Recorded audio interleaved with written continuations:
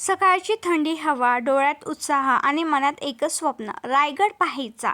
आजचा दिवस खास होता कारण आम्ही निघालो होतो स्वराज्याच्या राजधानीकडे.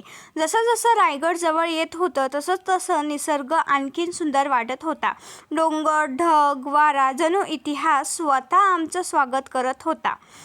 आणि मग समोर उभा राहिला रायगड, स्वराज्याचा अभिमानाचा प्रतीक. फक्त किल्ला नाही तर मराठी माणसाचा स्वाभिमानाची ओळख. हा आहे रायगडाचा मुख्य दरवाजा, जिथून कधी स्वराज्याचे राजे चालत गेले होते. प्रत्येक दगड आजही इतिहास बोलतो. रायगडावर पहारेकरी व्यवस्था इतकी मजबूत होती की शत्रू आत येणं जवळजवळ अशक्य होतं. प्रत्येक कोपऱ्यात स्वराज्याची तयारी दिसते. रायगडाचं बांधकाम फक्त सुंदर नाही तर अतिशय हुशार आणि वैज्ञानिक पद्धतीने केलेलं आहे. पाण्याची सोय, रस्ते, संरक्षण, भिंती सगळं अगदी नियोजनबद्ध.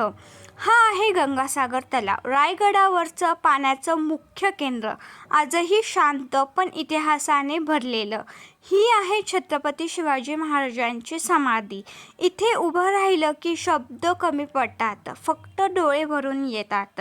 रायगडावर अनेक प्राचीन मंदिरे आहेत जी त्या काळातील श्रद्धा आणि संस्कृती दाखवतात. ही ठिकाण मनाला वेगळी शांतता देतात. आणि ही आहे शिरकाई देवी, रायगडाची ग्रामदेवता, जिच्यावर महाराजांचा अपार विश्वास होता.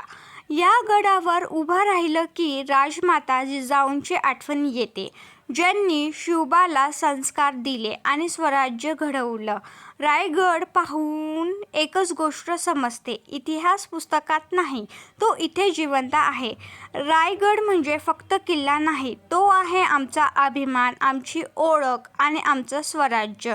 जय भवानी, जय शिवाजी.